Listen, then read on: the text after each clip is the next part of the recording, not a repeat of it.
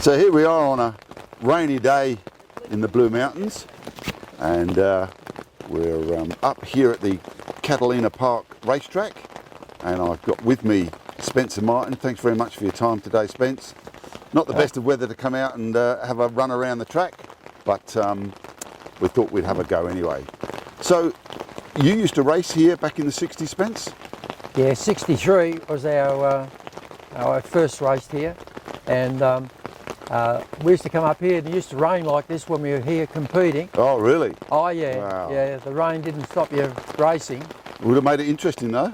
Oh, yeah. I mean, your cars used to slip and slide around, but it added to the competition. Oh, my Tricky goodness. things, yeah.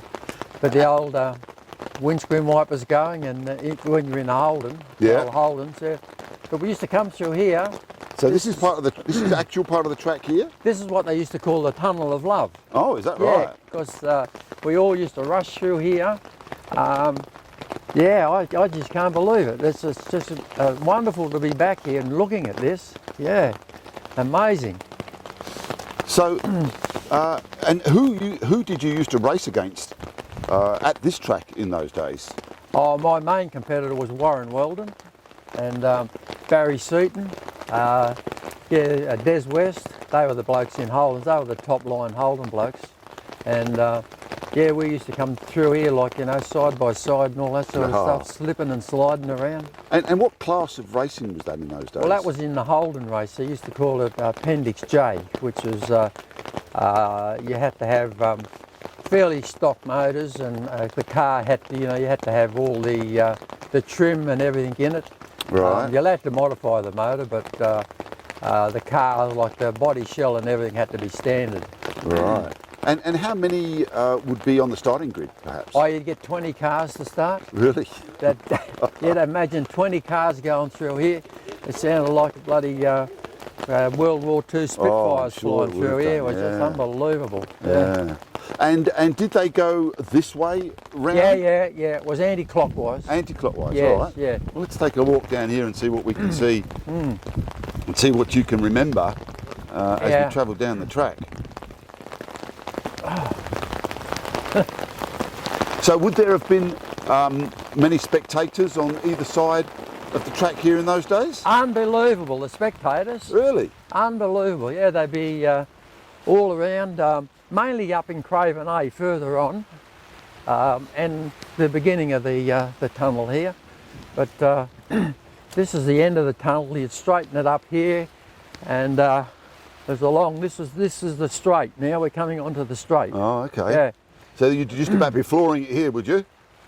Oh yeah, this is where you'd be letting it go. Actually, this gate here, Vince, this is where we used to come out onto the track. Oh, okay. So this is the entrance onto the track. That is all the pit area up in there. Right, okay. Yeah, and I remember one day it was raining like this and we put a clutch in the car. It was pouring rain, we were up in the grass up there, and we jacked the car up and pulled the gearbox out and put a clutch in it. Oh, as you do. As you do, yeah. In the next race, nothing's going to stop you. Oh, good on you. Yeah. So when you come down onto the, out of the pit there, Yeah. were there markings on the track? Oh yeah, that's where you come out of here and go Right. down there to go into get your grid position ready for the start. And did they have a sort of a grandstand area? No grandstand, no. Nothing, right. No. The place is like an amphitheatre up around Craven A. Oh, I see. People used to be all up on the hill, standing up on the hill, and they'd be just chock-a-block full people Wow. everywhere.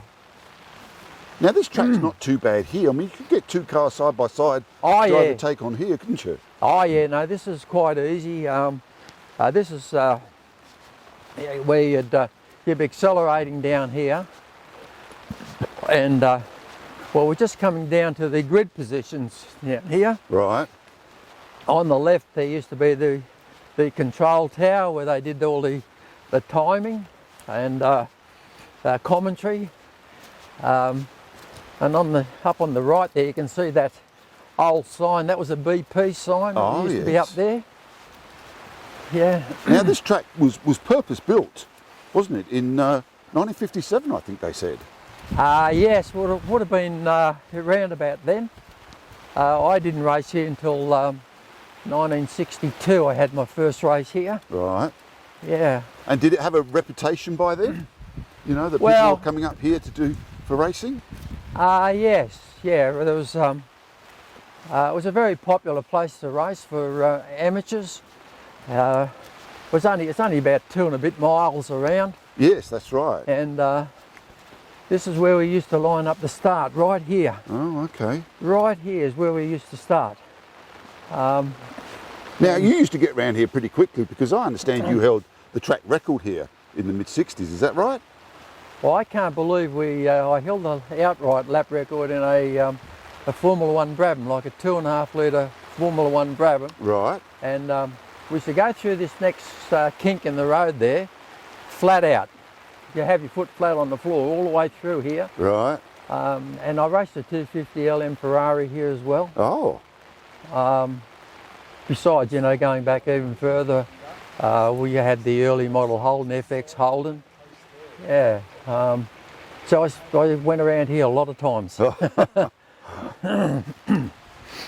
So it's not, with respect, it's not a really long track, is it? Just at No, it's 2 fairly. miles. I mean, you're getting around pretty quick. Yeah, well, you know, the lap record was under a minute, I think, going around. That's right. Yeah. So how many laps would you do per race? Oh, well, it depends on the event. All different events, all different. Well. Can you recall what the shortest might have been and the longest? You have a 5 lapper or a 20 lapper. Right. I think when we used to race the Holdens, it was called the Neptune Holden Series, and that was that's better. They were 20 lappers. Yeah. But the 5 lappers would be over in no time. Yeah. Well, as you say, if you 5 minutes, just over. well, the Holden wouldn't go around here in a minute. Okay, fair enough. Yeah, I've forgotten what the lap record was. Most probably about a 112 or 114 or something like that. Yeah, still pretty quick, isn't it? Yeah. So how would the days pan out for you, Spencer? You'd get up in the morning over at Epping there somewhere, hitch up the car on the back of a trailer? Oh, well, no, you come up on the day before, of course, because you had to have qualifying. Oh, okay. Practice. You'd practice in the morning and qualify in the afternoon. So you'd come up on the Saturday morning? Oh, yeah, early Saturday morning. Right. And get ready. And, yeah. And of course, early to bed Saturday night, hey? Oh, yeah. Well, just depends, you know. The serious blokes will get into bed, but the wild boys will be out drinking. All right. Yeah. I can't believe we used to go here through here flat. Foot pedal to the metal through here. Look at it. Well, we're on the rise now. This is coming up the hill, isn't it? Yeah, yeah. Because I remember a fellow named Peter Williamson. He had a Ford 1500 Lynx car, rear engine, and he went over the fence here on the left. Oh, really? Right over, completely over. Yeah. And was it grown with bushes and trees like this in those days? Oh, no. No, this was all... All clear? Oh, it was all a beautiful racetrack, you know. Look at that. I can't believe it. It's even... It's cambered a bit too, look at it. Yeah, indeed. Yeah. The old Brooklands. Jeez. Wow. And it's so narrow, look. So did the track didn't narrow like this in the old days, did it? Well, that's it. This is the original road. Oh, dear. So would it narrow down to one lane, or is this grass overgrown? Oh, this is all overgrown. Right. This is very narrow here. Yeah.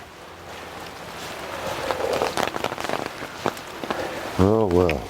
And there was a really, really bad crash here, further up. Bob Jane came through here, and a rear axle broke, came out, he hit the fence here and went right over the fence. Oh, on the right hand side? Further down. Oh. All right, we'll have a look at that in a minute. Yeah.